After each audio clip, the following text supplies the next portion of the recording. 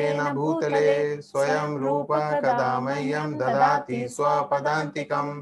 वन्देऽहं श्रीगुरु श्रीयुतापदकमलं श्रीगुरून् वैष्णवांश्च श्रीरूपं साग्रजातं सहगणा रघुनाथान्वितं तं सजीवं साद्वैतं सावधूतं परिजनसहितं कृष्ण चैतन्यदेवं श्रीराधा कृष्ण पादान् सहगणा ललिता श्री विशाखान्वितांश्च। हे कृष्णा करुणा सिंधु दीनबंधु जगत्पते गोपेश गोपिका कांता राधा कांता नमस्तुते।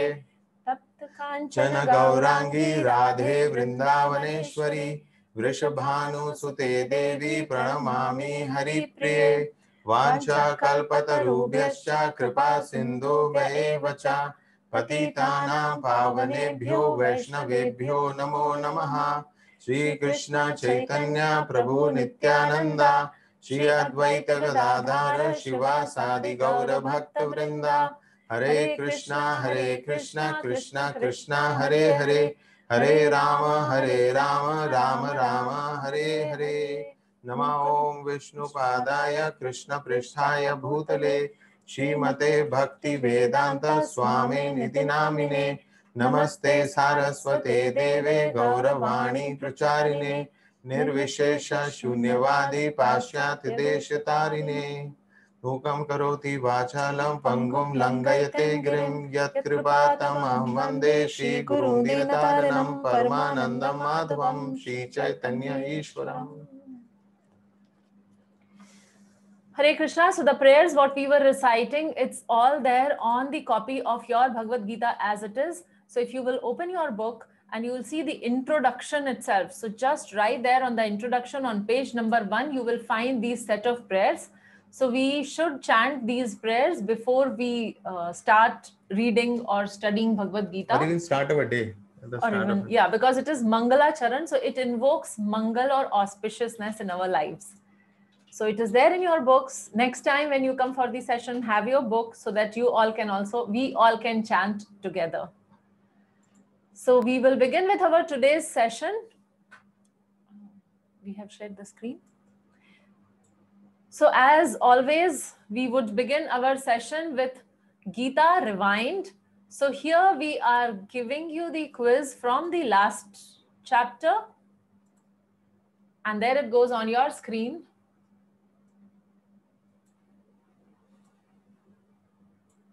So we will wait for a while for all of you to complete.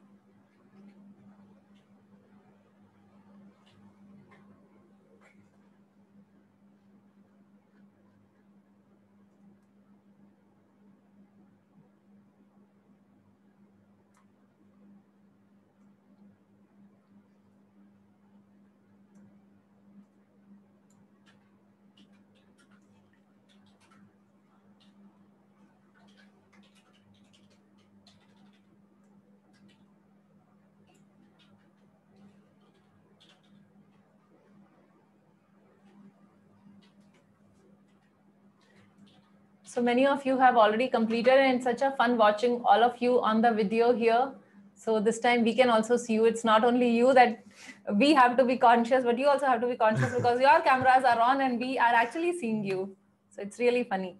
Nice, fun. I think more than that, conscious, it's like a two-way communication. Yeah. We can see you and you can see us. Otherwise, we are just facing a camera.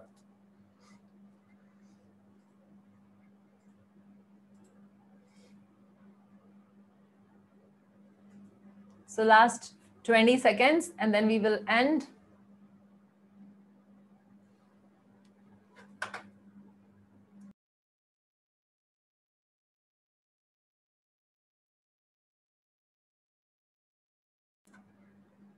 Hare Krishna, Krishna Krishna, Hare Hare, Hare Rama, Rama Rama, Hare Hare. So with this, we are ending the quiz, and here goes what you have done. So this is your performance report. So before we start looking at the results, please understand whether if you have got the right answer, great. If you have not, then this is the time when you need to correct the information with you and learn the right answer. Also, a small announcement. So because many of you are requesting to disable the chat, so we have changed the settings and you can only send the message to us and not to the chat window. So hopefully it will not disturb others.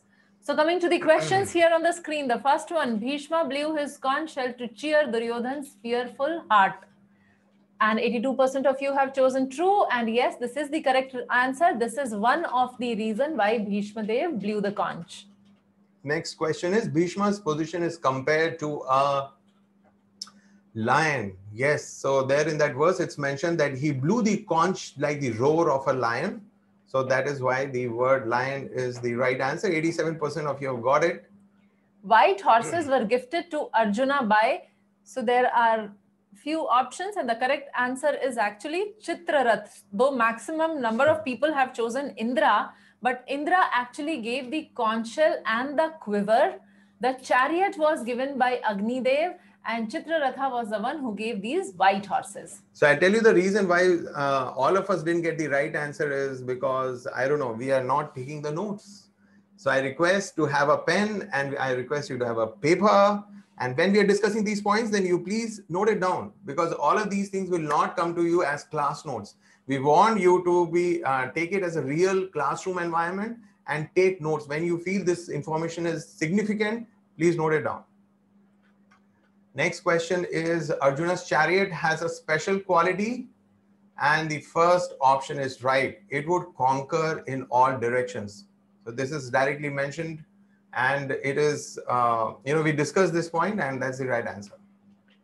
Going to the next question, Bhima's conch shell is named as, so Poundra is the correct answer. Poundra is the name of Bhima's conch shell. Coming to the next question, when Pandavas blew their conch shell, Dhritarashtra's sons' hearts were shattered. Yes, this was mentioned in the verse. Their hearts were shattered. And the last question, Hanuman was present on the flag of whose chariot? And 99% of you got it right. So yes, Hanuman was present on Arjuna's chariot, the flag of Arjuna's chariot, where Arjuna and Krishna both were there. So now we will continue with our session, moving forward in the session. So as we have already discussed, first two sections are over and we are getting into the third section today, and we would also discuss part of the fourth section. So third section is titled Lord Loves His Devotees, and this is from verse number 21 to 27. And we may also cover part of the fourth section. Yeah. So moving forward, here is the verse number 21 and 22. Arjuna uvacha senayorubhayor madhye ratham sthapayamechyuta yavadetan niriksheham yodhu kamanavasthitan kairmaya sah yodhavyam asmin rana samudyame. So here in this verse, now finally Arjun has started speaking. And Arjun is giving an instruction to Krishna. So Krishna has been directly mentioned, like do something like that in the first time. So this is the first direct introduction to Krishna in Bhagavad Gita, where Arjun asks Krishna to move the chariot. So let's see what the translation is. So these are the verses 21, 22, 23. I'll read the translation. Arjuna said, "O infallible one, please draw my chariot between the two armies so that I may see those present here who desire to fight and with whom I must contend in this great trial of arms. Let me see those who have come here to fight, wishing to please the evil-minded son of Dhritarashtra." So from this particular set of verses, we can actually gain insight into the personality of Arjuna and also of the Supreme Lord, because here he has been addressed as Achyuta, or the infallible one. So let's look at what insights we can get from these verses. One, we see that Arjuna is actually forced to fight. So we know that Arjuna is a pure devotee of the Lord. He is actually an eternal associate of the Lord, and now he's on the battlefield. And why is he on the battlefield? Because he has been forced by the obstinacy of Duryodhan. There are so many chances given to Duryodhan for making peace with the Pandavas. So Pandavas, out of gracious heart, and because they were very dharmic, they accepted the exile. Once they came back from exile, they said, okay, now you can give us a kingdom. And they were refused. And after that, Drupad sent a Brahmana as a peace emissary. He was rejected. Then finally, Lord personally went as the Doot, or the ambassador of the Pandavas, and his offer was also rejected.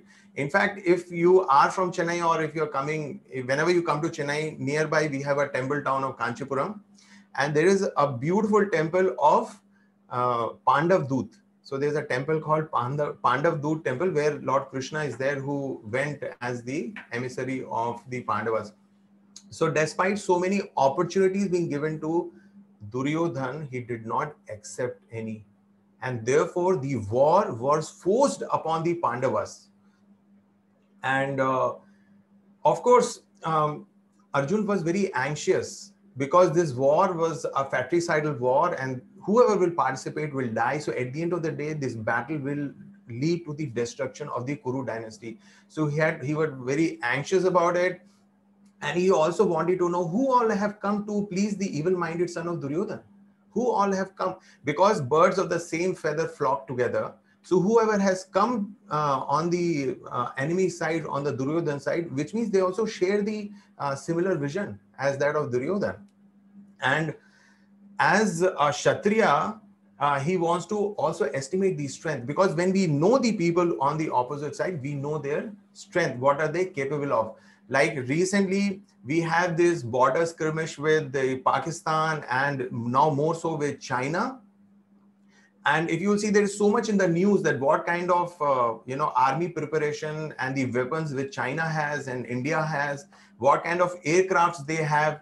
So Chinese have these stealth fighters, and India has recently got those, Rafale jets from France, which are very modern and very powerful. So these strength comparisons are done, among competing inimical countries. So similarly, Arjuna wanted to go there and wanted to see who all have come, estimate their strength.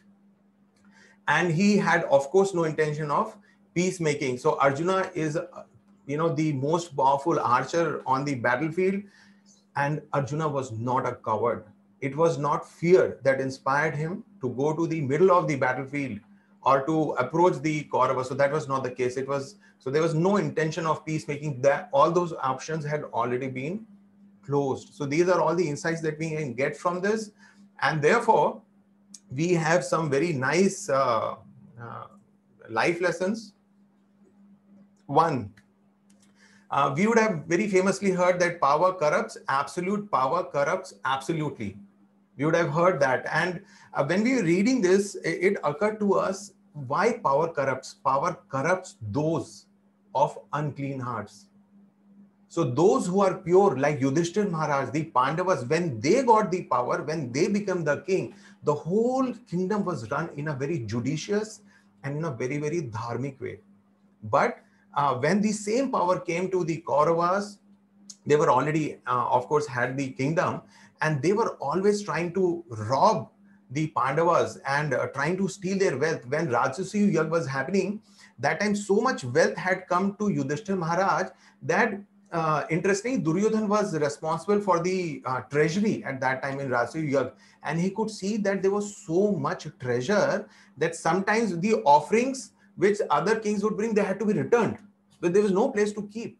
Right, so he was very, very envious when he came back from Rajasuya Yagya. So because his heart was unclean, when he got the power, he became so corrupt. He wanted to, usurp the property and the wealth of the Pandavas. So this is a very nice life lesson, and we have one more coming your way. Sukirti. Life has its own way. I have little or no control. So I have no control on the situations. Like, for example, suddenly we are all floored with this corona pandemic. So we have little or no control on the externals. But I do have choice on how I respond to that. So anything is happening in my surrounding, on the situation, I may not have control, or I may have very less control. But then I definitely have choice at any given point of time in our life. We always have this one thing, which is choice. So even amongst the greatest calamity which may come upon us, or the highest degree of misery which sprouts over us, yet we have the choice as how do I respond? How do I accept it? How do I accept it? So all that is in my choice. So we will learn this with an example here. So like, for example, there is a situation that for some reason I am very upset. It can be at my workplace, it can be in my relationship, it can be with my family. I am very upset. So because when I am upset, now next is I get a power to choose. So what can I do? Maybe I just give in to alcohol or drugs, and I just like think that, okay, this way I forget everything. Or maybe I shout back, I fight back, I argue back. Or the third could be I take to the higher understanding. I understand that this is perfect arrangement of the Lord, whatever is happening in my life, and I give spirituality a try even in that situation. So the point, my dear friends, is that we have these 3 or 4 or many other choices. For simplicity, we have mentioned just 3 here. So we have these 3 choices. Now, whichever I choose, like I choose to get drunk, so then the result is inevitable. So if I drink, so my choice is whether I'm drinking or I'm not drinking. But after drinking, how it affects my liver, how it affects my mental equilibrium. So all that, again, that is a situation on which we do not have any further control. So this is the point which we were trying to bring. So going further from here, so as Prabhu was mentioning that there are 2 aspects or 2 personalities which are mentioned in these verse number 21 to 23. One was Arjun, whom we saw, and second is Krishna. So now here we see the word used for Krishna is Bhakt Vatsal. So Bhakt Vatsal means that Supreme Lord who loves and nurtures his devotees. So Krishna always nurtures or nourishes his devotees. So how now in this, from this verse, how can we say? So the first thing in this verse is Krishna has been addressed here as Achyut. So Achyut means infallible. Infallible in the sense that one who never puts us down, one who never fails us. So like all of us, we may have so many friends, we may have a lot of followers, we may have many relatives, we may have so many colleagues. But if I ask you one person, if you have to name just one person who has never failed you in your life, so that would be probably impossible. I mean, not probably, like it is impossible, because at some point of time or the other, everybody in some way or the other, he disappoints us. But Krishna is infallible. So be it a situation like when Durvasa Muni visited the forest when Yudhishthir Maharaj and all the Pandavas were in exile. So there Durvasa Muni would have cursed if Yudhishthir Maharaj wouldn't have fed Durvasa and his 60,000 disciples. But Krishna reaches there and he miraculously protects them. Also, we see at the time of Draupadi Chirharan, when she was being disrobed. So 5 super powerful, most powerful Maharathi husbands were just standing there and could not do anything. Pitamaha, Bhishma, Dronacharya, all these exalted people, they were all watching what was going on and nobody could do anything about it. And Krishna, without even actually appearing there, he protected his devotee. So this is how we know that he is Achyut or infallible. The second point we see in this verse is how Krishna becomes a simple order carrier of his devotee. So we see that Arjun is asking Krishna, take my chariot in the middle. I want to see who has come. Krishna is not making any questions or asking anything. Krishna is not reminding Arjun, hey Arjun, it's a time for battle. Why you want me to take the chariot in between? What Krishna is saying is, he is simply acting as an order carrier of Arjun. So though he is still the Supreme, so Supreme does not reduces his power when he becomes the order carrier, but that is the sweetness of Supreme Lord Krishna. So he becomes the order carrier. And the third is that the Supreme Lord is always in competition with his devotees. Now, this is very unique point that Krishna and us, we are in competition. Now, you may wonder, what is this competition? What am I talking about? So this competition is who can please the other more. So all our life throughout the time from where we wake up till the time we sleep, we actually try to do so many things, like how we learn in our Bhakti Yoga Made Easy, the Navavidhi Bhakti. So all these processes of Bhakti are to please the Supreme Lord. And here we see that Supreme Lord Krishna also has the same desire, and he wants to please us. So this is how we understand the supreme position of Supreme Lord. So here is a life lesson for all of us and a question to think upon. Krishna is willing to drive our chariots too. So we are seeing that Krishna is driving the chariot of Arjun. So he is willing to drive our chariots too. Are we willing to make him the driving force in our lives? Ask him to type yes. So how many of us actually want Krishna to come and take the steering, and we just want to sit relaxed as the passenger and let Krishna drive? So the replies have started coming in, and so many of you are writing yes. Bhuvana, Prisha, Srinivas, Aditi, Sangeeta, Dharmendra, Arya, Sunita. So we all want Krishna to be our chariot driver, or to take the, okay, we don't have a chariot, we have a car. So we want to give him the steering. So the point is that how will he become that? When we start following the instructions of Krishna. And how do we get the instructions of Krishna? In the form of the books. So we have Srila Prabhupada books. So, and those books are not different from the instructions of Krishna. That is why Prabhupada calls his Bhagavad Gita as it is. So as Krishna wants us to follow. So this is there in our hand, and we have to detach ourselves from the steering and let Krishna drive. So moving further to the next verse. Sanjay Uvacha Evam Mukto Rishikesho Gudakeshena Bharata Senayorubhayor Madhye Sthapayitva Rathottamam. Sanjay said, O descendant of Bharat, having thus been addressed by Arjun, Lord Krishna drew up the fine chariot in the midst of the armies of both parties. So Krishna has been addressed here as Rishikesh. So last session also we discussed Rishikesh. So Rishikesh means that one who directs and controls the senses. So here he's controlling and directing not only the chariot but the senses of Arjun. So Krishna can understand what is going on, what turbulence is going on in the mind of Arjun.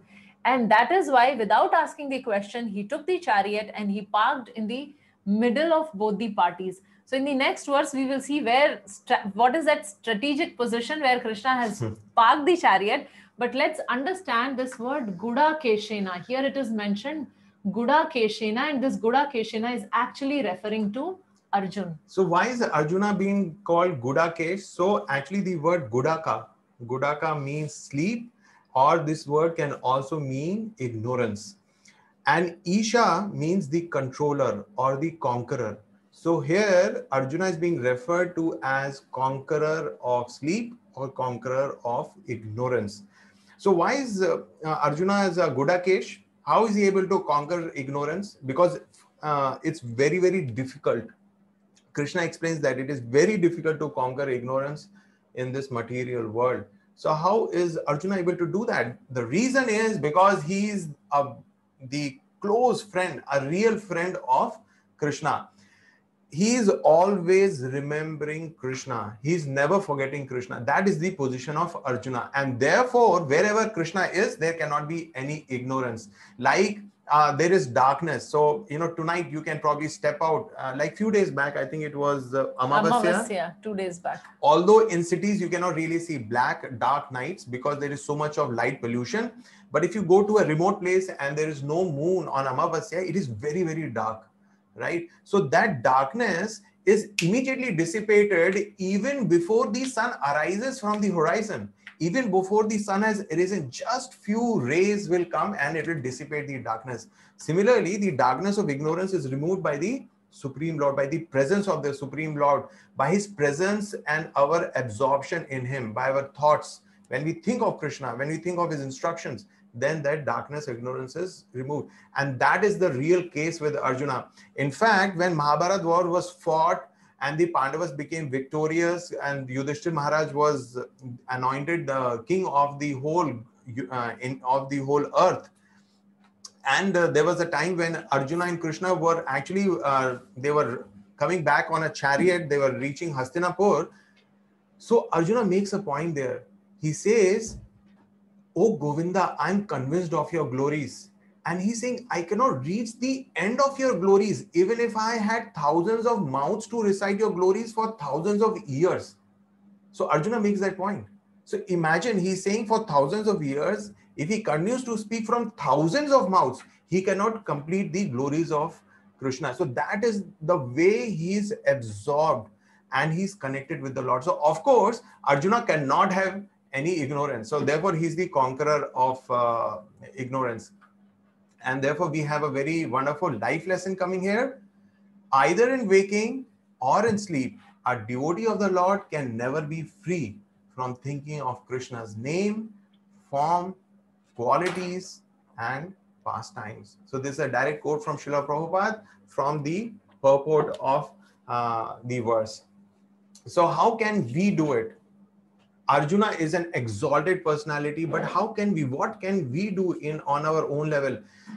So number one, the process prescribed in Kali Yuga is chanting of the holy names. Hare Krishna, Hare Krishna, Krishna Krishna, Hare Hare, Hare Rama, Rama Rama, Hare Hare. So as you know that the requirement of this course is that all of you, each one of you must be chanting a minimum of 108 times of Hare Krishna Mahamantra. That is one round of Mahamantra. And I know that many of you are chanting more. Some of you are chanting 4 rounds, 8 rounds, and some of you are chanting even 16 rounds. So that is really fantastic, because that is the process in Kali Yuga where how we can connect with the Supreme Lord, how we can come out of this ignorance. So this is there. Number 2, we are doing a lot of hard work to serve all of you.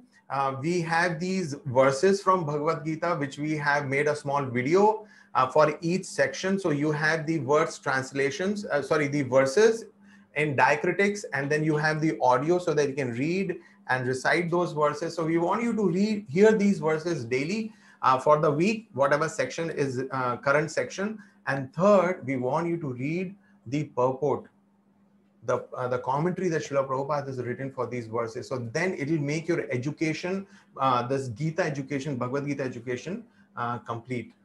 So we'll go to the next verse, unless you have something to add, Gita.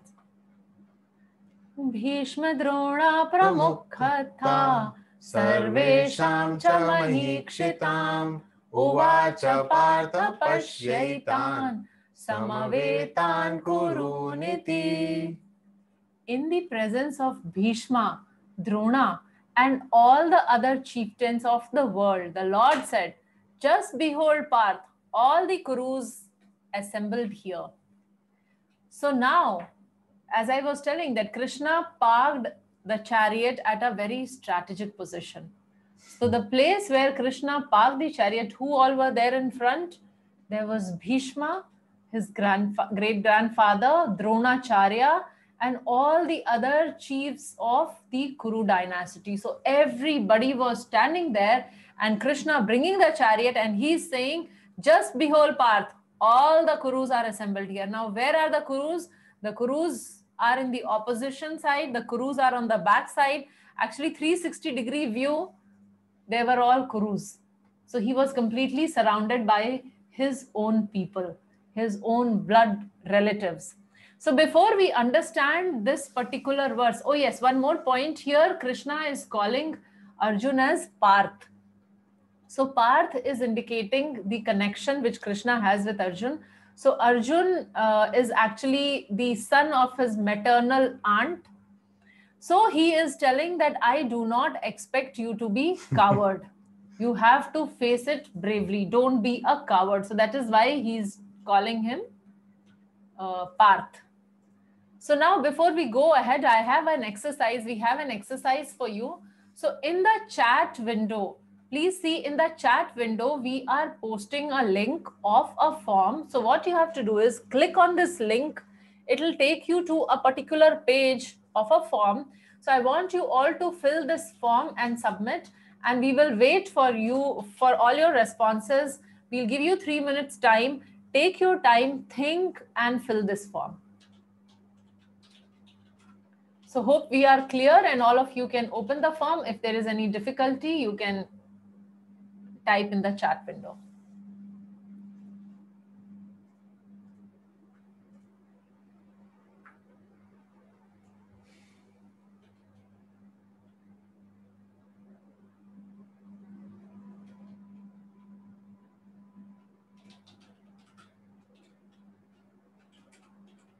So seeing at your videos, we are estimating that you are busy with the forms.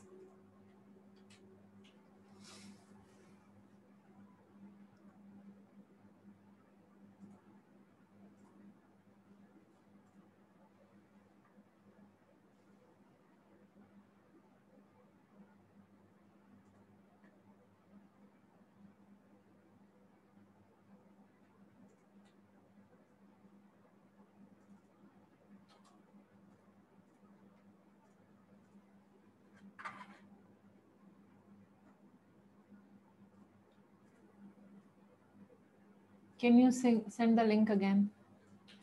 We are sending the link again, Shailendra.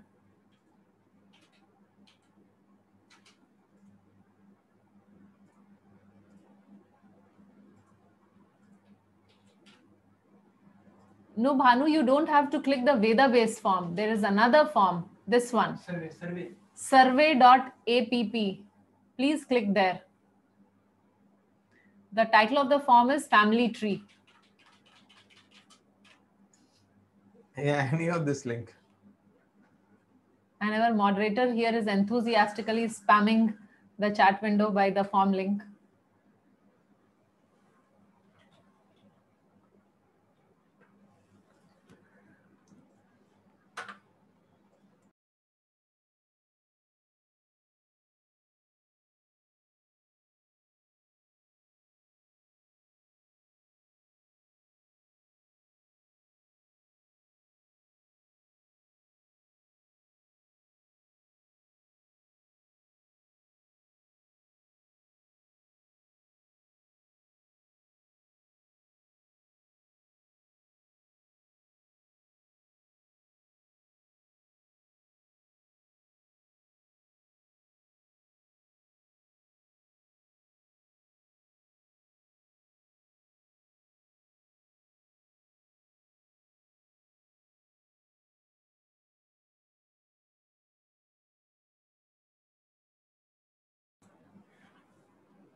Okay, so some of you have already completed. We have started getting the responses. Bhuvana, Vaishnavi, Bhanu. Bhanu says, I'm sorry. Bhanu, you have to type your grandfather's name. Yeah, it is about your family tree.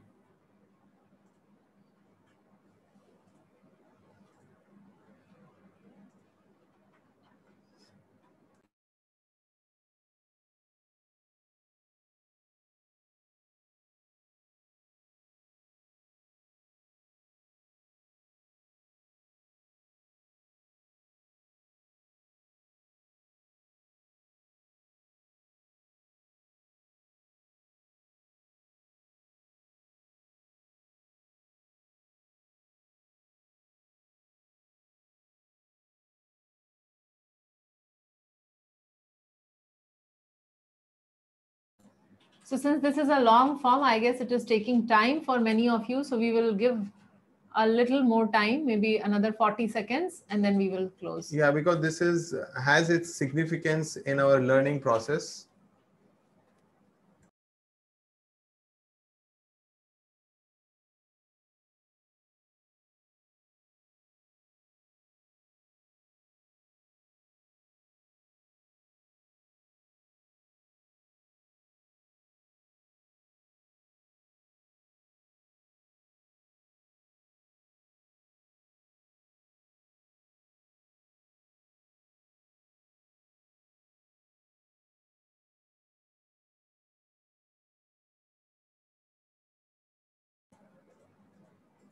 So we can see that Shobha Mai and Smriti are saying that the date of birth is a little mistaken there. That's okay. That's okay.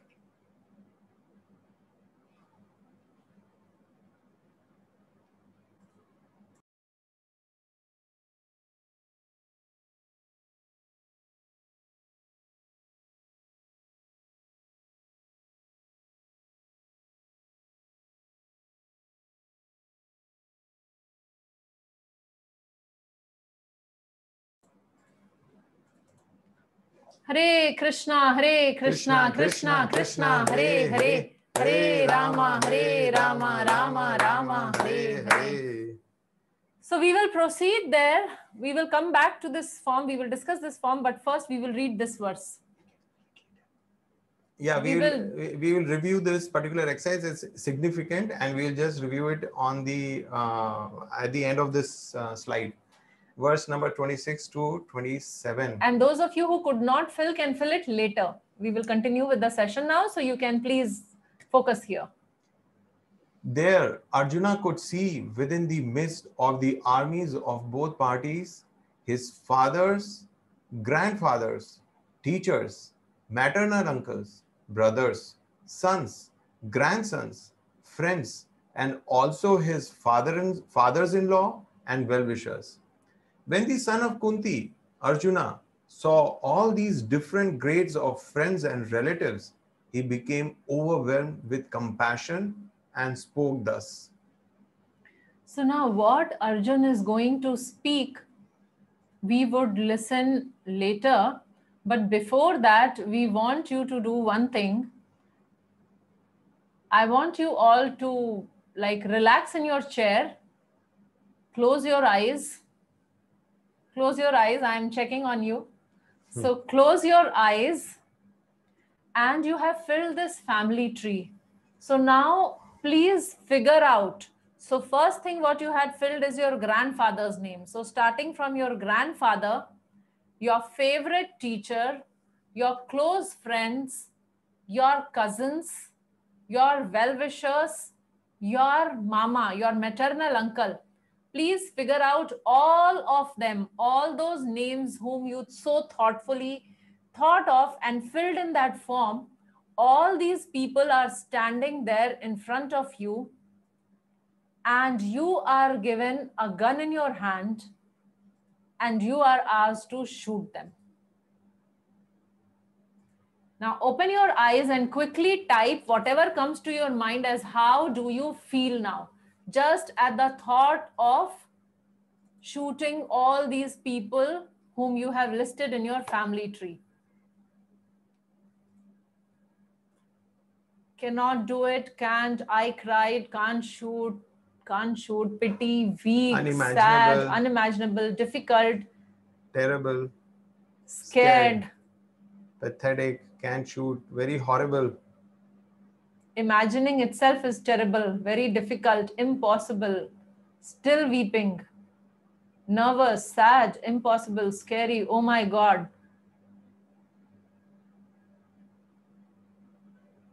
Cannot even think of it. We can't do it. Not dharmic. So now what you are experiencing is what Arjun was experiencing. And for us, it is a hypothetical situation. Just for some fraction of seconds, we imagined, and this is the response which is coming. The chat window is flooded with such response. And imagine Arjuna, for whom it was all real. For Arjun, all these people were actually standing in front of him. So there was grandfather like Bhishma and Somadatta. The teachers like Dronacharya and Kripacharya in front of him, maternal uncles like Salva and Shakuni, brothers like Kauravas, sons like Lakshman, friends like Ashwathama, and well-wishers like Kritvarma. So all these personalities were standing right in front of Arjuna, and he was looking at them, and he knew that all these personalities, these people whom he loves, would be killed in this terrible war. I mean, imagine there that the teacher, now for it is mentioned Bhishma and Drona. Now it is mentioned in verse number 25 that Krishna takes the chariot and parks directly in front of Bhishma and Drona. Now Bhishma and Drona, for both of them, Arjun was their pet child. When Arjun was growing up, he was the pet of both of them. And he is standing right in front of them. And he has his own quiver and bow and arrow, and he was supposed to shoot them, and it was all real for Arjun. So this is the situation in which Arjun was. I mean, just thinking of that situation and all the hair on my body standing, imagine Arjun was actually there and he was actually asked to, or he was actually supposed to shoot them. So this was Arjuna's situation, and because of that, moving into the next section, which is the section 4 of chapter number 1, reasons for not fighting. So here in this verse number 28 to 46, we will be hearing from Arjun, and Arjun is giving these 4 reasons. So for us to remember it easily, and when we ask in the quiz next time, so that you also remember, we have formed an acronym C, D, E, and F. Actually, these are the alphabets, in the order. Yeah. So C as in compassion. So first reason what Arjun gave was that he was feeling very compassionate. So compassion, this he is talking in verse number 28 to 30. E as in enjoyment from verse number 31 to 35. So this portion we would covering today, and the balance 2 reason we would see in the next class. So let's proceed further. And all of you who are getting any questions, we have this question and answer link posted. So kindly post in your question there. And today evening 5 to 6 in our live session, we will be taking all your questions and answering over there. Yeah, we'll try to take all your questions. Because here the time is limited. So if we start answering this question, then I'll not be able to complete the session. So kindly post your question there. We'll be happy to answer those. Okay, so here in shloka number 28, Arjuna uvacha drishtve mam swajanam Krishna yuyutsum samupasthitam sidanti mama gatrani mukham cha parishushyti. Arjun said, "My dear Krishna, seeing my friends and relatives present before me in such a fighting spirit, I feel the limbs of my body quivering and my mouth drying up." So this is what Arjuna spoke, and we have some insights from this verse. So there are 3 points. First is Arjun is overwhelmed with compassion. And Arjun was feeling compassionate not only for those who were standing on his side, but for all the others who were standing on the other side also. So he was thinking that so many lives would be lost in this battle, irrespective of whether I win or whether Duryodhan wins. But in both the cases, this loss of life is inevitable. If there is a battle, then they will all die. So he was overwhelmed with compassion. And more so ever because they were all his blood relatives. Majority of people who had gathered there were all his blood relative. It was a fratricidal war. It was the same family which was fighting. The whole Kuru dynasty has come upon Kurukshetra. And third point is it also reflects on the soft-heartedness of Arjun. So soft-heartedness is actually a symptom of a pure devotee, and because Arjun was such a wonderful devotee, so it is natural for him to feel a little sad and compassionate. So he was overwhelmed with compassion and it was all flowing. And he was just able to think that, okay, so my grandfather and my teacher and my brother and my guru and my, all these my people are standing here. So to understand it a little more, we have one more exercise coming up for you. So we will be sharing this exercise. There are 4 different situations here, and you have to choose the best course of action which you think you would do in such a situation. So we are giving you 2 options in these situations. So choose how you would react in these situations. Please read carefully. There are situations mentioned and you have to choose the option which you feel is appropriate.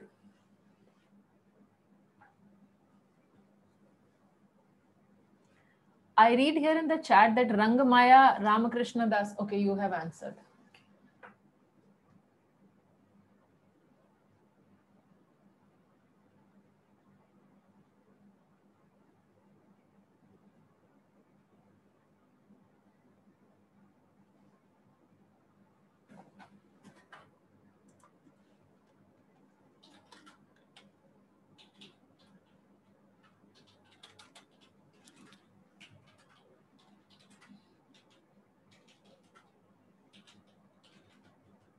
Responses have started coming in.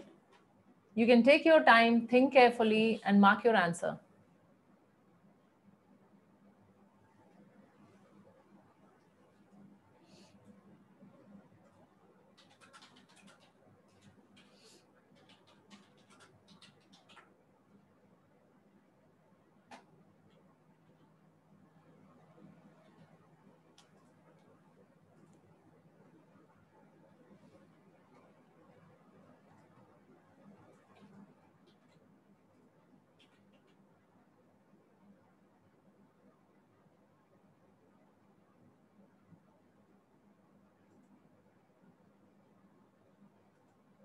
So some of you are writing there that very tricky question and very difficult choices.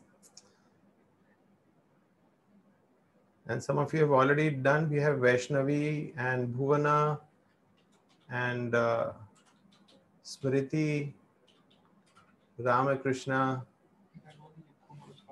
Lavanya.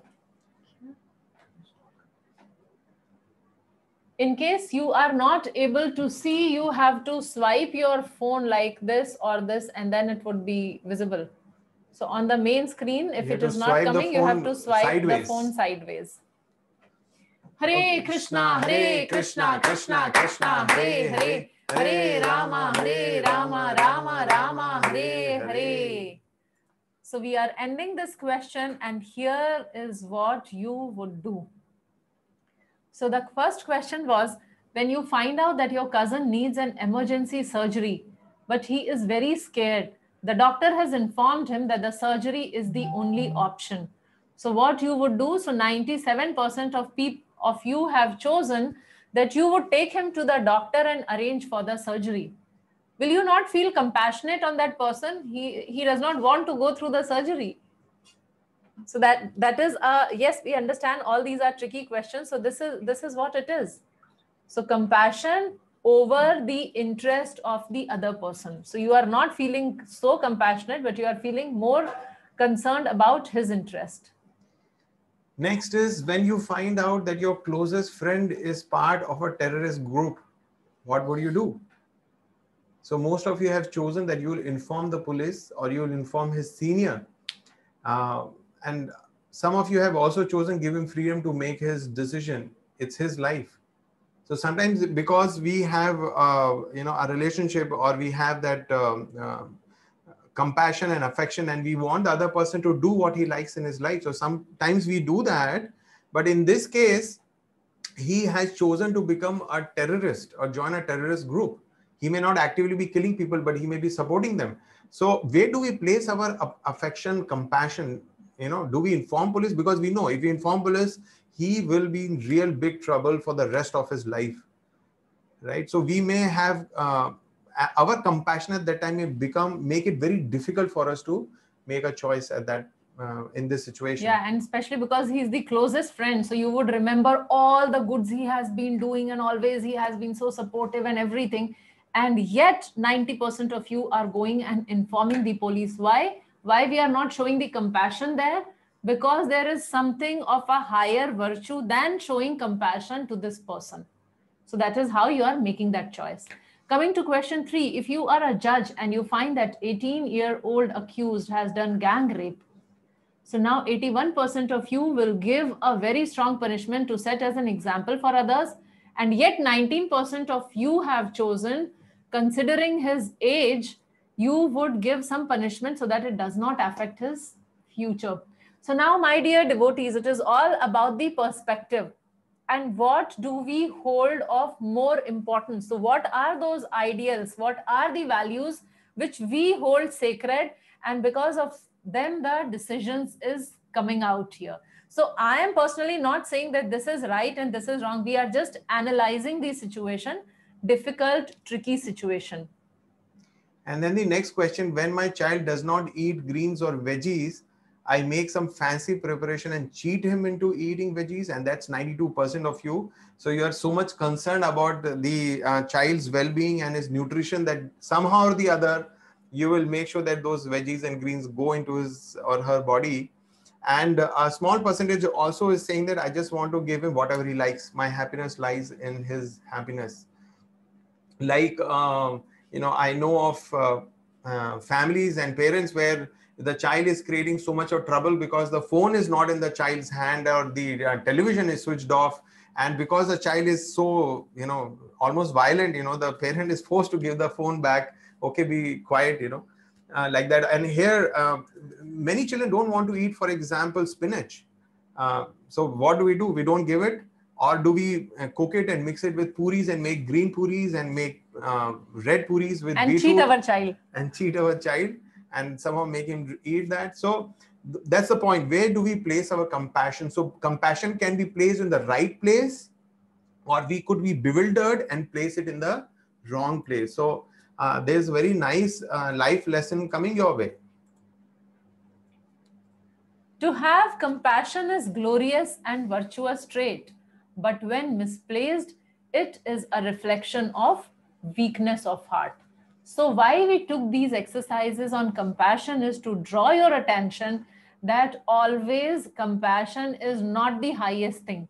There are other things also which become important when we are taking such crucial decision as Arjun was taking. So we may appreciate that how he is so soft-hearted and how he's feeling so compassionate, but then compassion is not glorious always. Sometimes it shows the weakness of heart. So let's see what is happening to Arjun. So we'll be reading 29th and 30th verse translation. Arjuna is speaking. My whole body is trembling. My hair is standing on end. My bow Gandiva is slipping from my hand and my skin is burning. I am now unable to stand here any longer. I am forgetting myself and my mind is reeling. I see only causes of misfortune, O Krishna, killer of the Keshi demon. So we see that how terribly Arjuna is affected by this very, very stressful situation. And all these symptoms of stress are appearing, which are now, listed for you in a very easy to see form.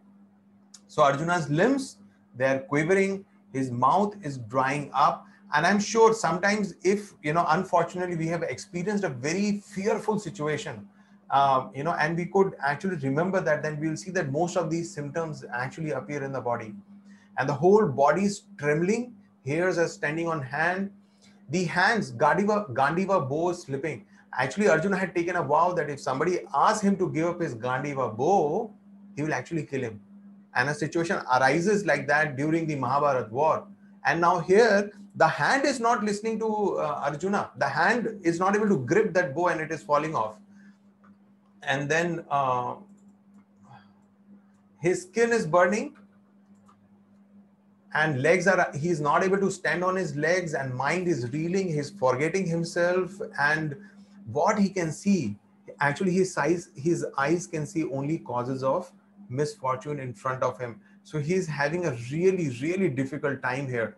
And therefore, we have a very instructive life lesson coming our way, and that is excessive attachment is dangerous. It ties us strongly to the material world by the bewildering our intelligence.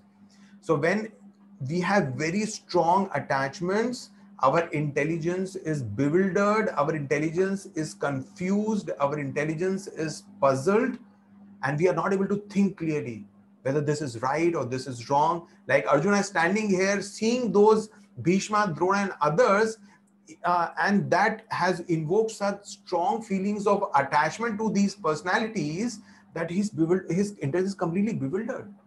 He's saying, I cannot even stand here. Forget about thinking of fighting and killing them. I cannot even stand here. So this is what Arjuna comes to this situation because of his very strong attachment. And that's how we will see in our own lives. When we are very strongly attached to, anybody, a friend, a family member, our parents, our spouse, our children, and anything happens to them or some very difficult situation comes, we become so very perturbed.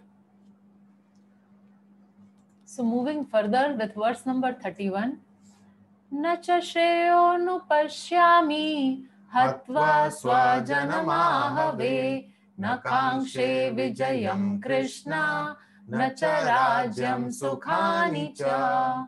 So now here he is saying, I do not see how any good can come from killing my own kinsmen in this battle. Nor can I, my dear Krishna, desire any subsequent victory, kingdom, or happiness. So here he is talking about that he is unable to see how this battle would help him. So he is actually gradually building up towards the conclusion that he does not want to fight. So first he spoke about compassion, and now he is telling, I don't know why I am fighting. What will happen from this fighting? What would I gain? So now to give you an example to understand, so as Prabhu was talking about Indo-China, some problems are happening. Let's assume, like, or in India, Pakistan, if the war is declared. Okay, so let's assume the war is declared between India and Pakistan, and the army in chief, the current times, maybe you're not aware, Indo-China war, we are it's very just picking up. Quite Okay, heated situation. So Indo-China war. So let's say it is just about to start, and then the army general, he goes for the inspection, and he sees, oh, so many Chinese soldiers are there on the opposite side. And then he turns behind and he says, so many Indians are also here. And these Chinese soldiers and these Indian soldiers will all die if we have a war. And then he says, oh, Krishna, I will not fight. How will we feel as a civilian staying in the country? Do they not have any responsibility towards us? Because if they will not fight, if the war is suddenly stopped like that, then the China will just overtake us because they are the enemies, and our army general is just giving in. So what is happening is he is not doing his duties towards the dependents or towards the citizen. So something similar is happening here to Arjun. He is getting into this blind conception of life.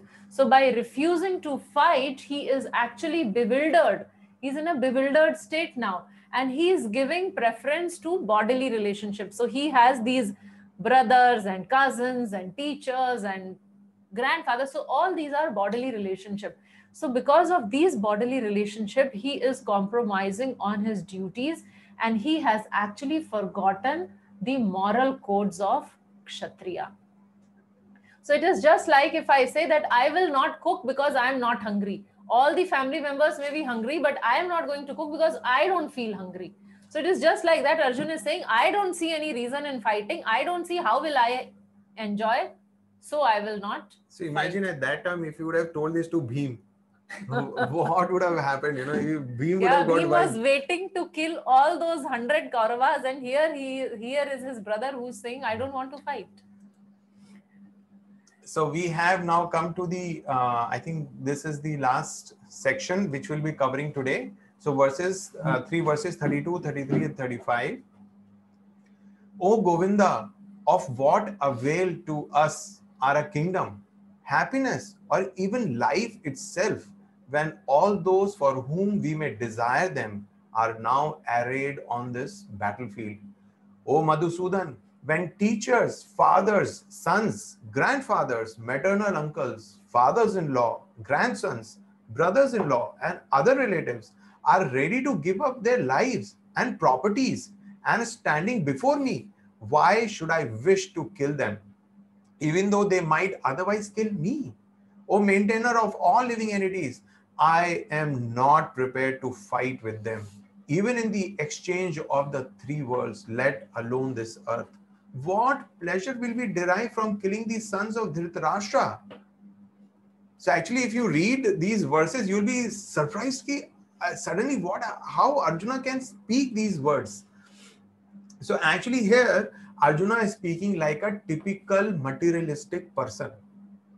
For a normal, typical person, he is the center of this entire universe. He is the center. He always analyzes everything in his life with this perspective. This will give me happiness, or will this give me misery?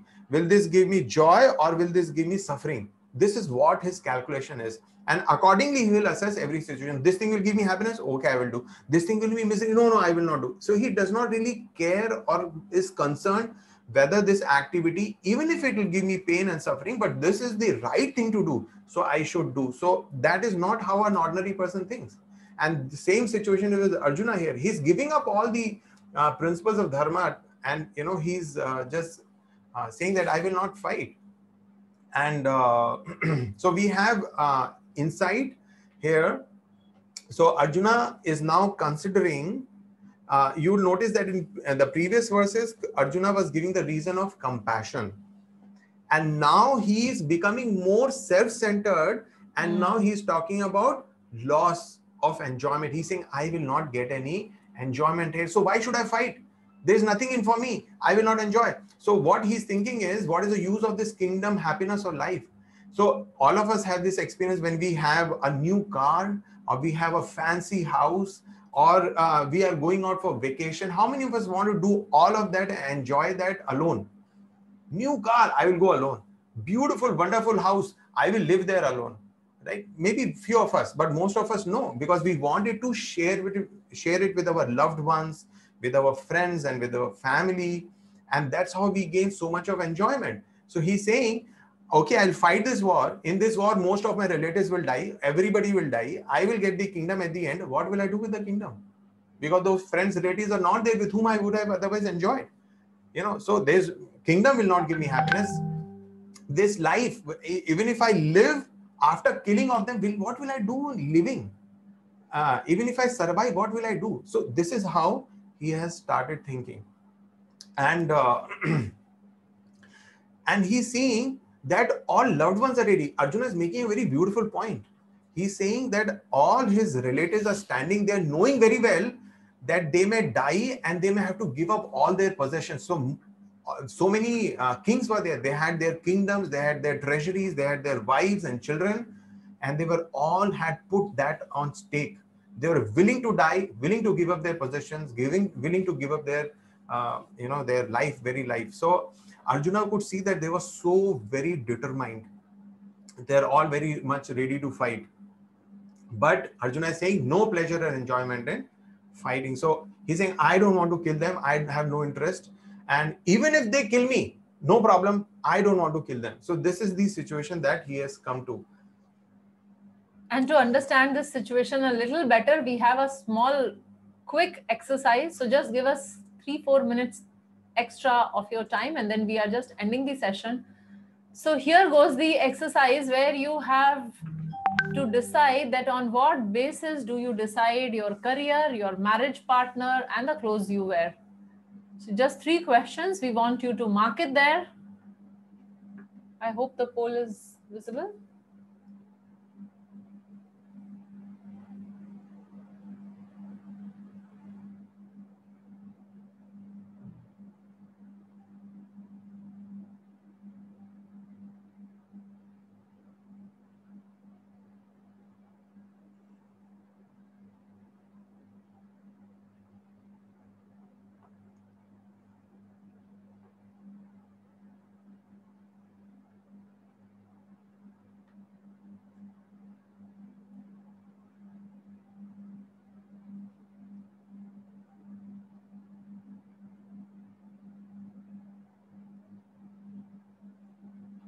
Hare Krishna, Krishna Krishna, Hare Hare, Hare Rama, Rama Rama, Hare Hare.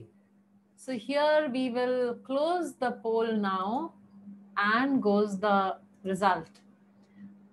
So now here we did this exercise, and so on what basis do you decide your career?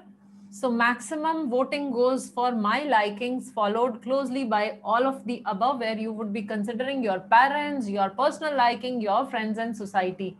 The second question was, on what basis you decide your marriage partner? Again, the maximum, it goes to my likings, closely followed by all of the above, which includes my parents, friends and society. And the third question, on what basis you choose the clothes you wear while you are in public? And the maximum goes here to all of the above, which includes family acceptance, friends acceptance, society, and followed by whatever I like. So now, though you have chosen this way now, but just giving you another perspective. So do I decide everything on the basis of me and I alone? Like, I'm a little surprised here to see that 41% of you have chosen that you decide your marriage partner just on your likings. But generally when like we talk about that, marriage is a combination of two families together. The whole families get married. It is not just the boy and girl. So yes, your liking would be of like major role is there of your liking. But then what about the parents? Do we not consider the parents, or do we not consider the society or the friends wherein we are moving in and day out? If this is how we take a decision just based on our liking alone, then my dear friends, we come into the category of a highly selfish person. Like the first question, on what basis do you decide your career? Now, suppose you have an inclination towards a career which is not really acceptable in the society wherein you live. It is not considered very respectful. It is not considered proper to have a career in that direction. Would you still consider that because, okay, it is very easy and I just want to do it? Or do we take into consideration other factors also? Or talking about what clothes do you wear? Now, for example, we know that Westerners, they have a different and unique way of dressing, and Indians have a different way of dressing. So when I make a public appearance, when I am in public, I would like to wear those clothes which everybody accepts, or at least it is accepted in the majority of the population. Or at least it does not provoke them. Yeah, at least it does not provoke them. I mean, yes, of course, 23% of you have chosen whatever I like. Others don't matter so much, but then others do matter. So if I am thinking only about me, so now here is the question to you. Is it proper to take every decision based on personal pain or pleasure? Or there are higher virtues to be considered beyond my enjoyment? So is my enjoyment all in taking all the crucial decisions of my life? So going back to Arjuna, what was happening is the first reason he gave is of compassion. And there he was talking about my family, my relatives, my son, my teacher. So he was talking my. Here enjoyment, he's talking about I. So it is my and I. So probably there is some difficulty. And there is another life lesson here. The devotee of the Lord does not retaliate against the wrongdoer, but the Lord does not tolerate any mischief done to the devotee by the miscreant. So this is another quote by Srila Prabhupada in the purport, and that shows that how Arjuna, standing on this battlefield, knows, he remembers that, you know, what all the wrongdoing being done by the Kauravas side, but still he's willing to give all that up. He is willing to not fight with them and not kill them. In return, he may get killed. So a devotee of the Lord has soft heart. He need not retaliate against a wrongdoer. But Lord does not tolerate. Lord does not forgive this mischief which is done to the devotee. And therefore Lord has actually, organized this great war. which is like a big fire. And all these miscreant kings, these demoniac kings will come and will become an ahuti in that war, and they will die. We will see much later in Bhagavad Gita that how in the Virat Roop, all these kings are entering into the blazing fire and the mouth of the Kal Purusha, and their heads are being crushed under the teeth of the Supreme Lord. So that's how Lord has already ordained their death. This war is only a pretext to that their destruction.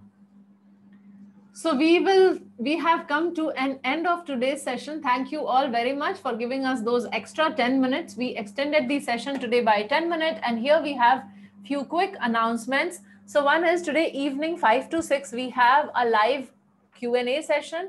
The link for posting your question is posted here. So kindly send any doubt what you have. Second thing is we are also sharing the WhatsApp link. So if you are not a member of any of the WhatsApp group, kindly join one of these WhatsApp groups. So what would happen is, like many of you are writing there that the slides you wanted to see them again. So on the WhatsApp group also, we would be sending the class notes, which will have all those things which was there on the slide. Second, we would be sending the video of the audio recording of the video of the shloka recitation. And thirdly, we will be sending you the recording of the session, the class recording. So all this would also be posted at the WhatsApp group along with Study Gita website. So with this, we are concluding our today's session. And as we told you that we would like to hear from you. So those of you who still have some time, we have 20 minutes with us. We'll be here till 12:30. So we would like to hear from you. And we see that 2 hands are already up in our guest list. So for those of you who have any other commitments, so you may leave. Thank you very much. Officially, we are ending the session. Hare Krishna, Hare Krishna, Krishna Krishna, Hare Hare, Hare Rama, Rama Rama, Hare Hare. So the session is over, and yet we are here to hear from you. And we have a list here, so we will pick up the participants. So we have Meera here. Can I handle this? Please. So Meera, we have asked you to unmute. Can you unmute yourself? Yes. Start video. Hare Krishna. Hare Krishna. Hare Krishna. I am very glad to meet you today. It's Sunday morning.